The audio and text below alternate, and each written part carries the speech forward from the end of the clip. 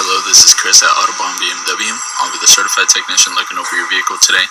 I'm going to give you a quick overview, starting with both rear tires. Both rear tires are in good condition, measuring at 6 millimeters. Right front tire is in good condition as well. It's measuring at 6 millimeters. And the left front, there is feathering here on the inside shoulder, and it is choppy on the outside shoulder. It is measuring at 4 millimeters. So we'll be doing an estimate on the left front tire.